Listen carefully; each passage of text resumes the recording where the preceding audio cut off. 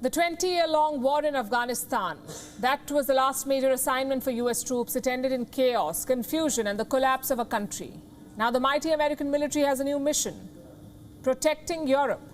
That's right, Europe could become the next battleground. It already is with Ukraine, but the war in Ukraine has proved to be a security nightmare for the EU.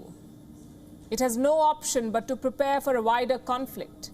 America agrees with this assessment, so it will ramp up US forces in Europe. The UK and Germany say they will contribute too. The result is this, a massive build-up on NATO's eastern flank. Why now, you may ask? Is Europe afraid that Russia will attack beyond Ukraine? What is their threat assessment? In the next 4 minutes, we'll discuss. First, let's listen to Joe Biden. This is the US president announcing fresh American deployments in Europe.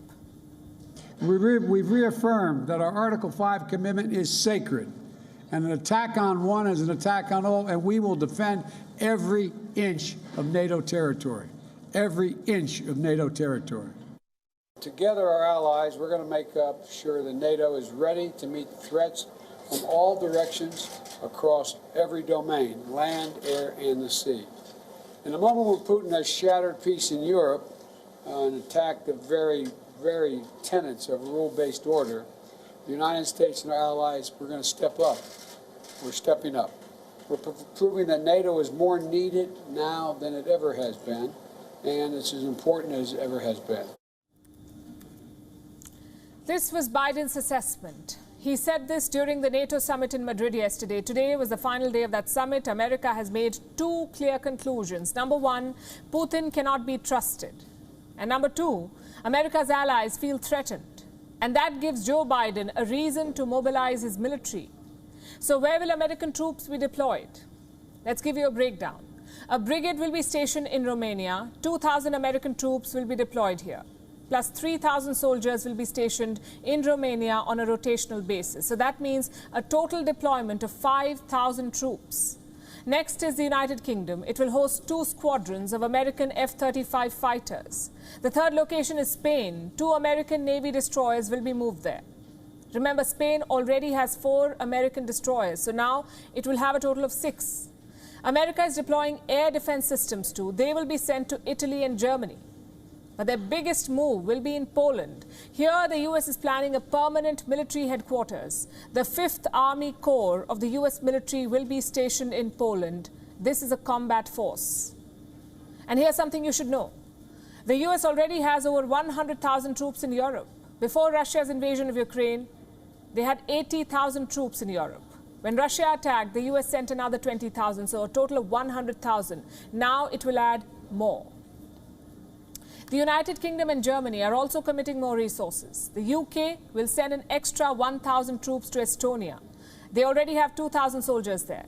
London will also keep warplanes and an aircraft carrier on standby. What about Germany? Reports say the Germans will commit a brigade-sized force to Lithuania. So NATO is now effectively moving into an aggressive posture. What does it look like? Let me show you. On your screen is NATO's eastern flank. You can call this the front line of NATO. This is what Europe needs to defend if there is a war with Russia. The focus here is on 8 countries: Estonia, Poland, Slovakia, Hungary, Latvia, Lithuania, Romania, and Bulgaria. Now, NATO has a strong presence across this region. How many troops are we talking about? At least 324,000 soldiers, 324,000 soldiers. These are soldiers of the host country and allied nations, meaning these are NATO forces, plus their air defense equipment. So NATO now has some serious firepower on its eastern flank, and this is a very big shift. A few months back, NATO was facing an existential crisis. French President Emmanuel Macron had called this alliance brain dead. That's the term he used, brain dead. NATO lacked an identity and a purpose. Some years back, even Putin wanted to join NATO. He wanted a NATO membership. That should tell you something about how things were back then. Putin said Russia is a part of European culture. Well, that was then. Look at how things have shaped up now. The same Putin is NATO's enemy number 1, the man who has single-handedly galvanized it. So NATO is expanding, getting more members and deploying more troops. How do you think Putin responded? He said this shows their imperial ambitions. It is a means to protect their own interests, that is, with the hands of Ukrainians and the Ukrainian people. NATO members and leading NATO countries simply want to assert themselves, further assert their role in the world, confirm the leadership of their hegemony in the trust sense of the word, their imperial ambitions. Putin had a message for Sweden and Finland too. Their entry into NATO is now just a matter of time. Putin said he has no problems with NATO's expansion, but if they deploy infrastructure in Finland and Sweden, he would respond differently. That's what he said. He has vowed to match NATO's deployments. As for Sweden and Finland, we do not have such problems with them that we have with Ukraine.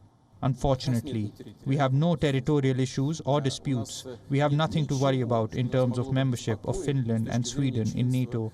Well, they want it, please. They only must clearly understand that there were no threats to them before.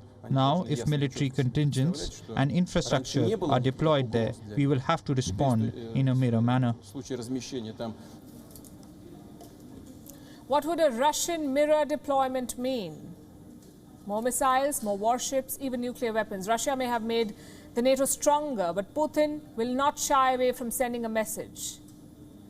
This conflict is only intensifying.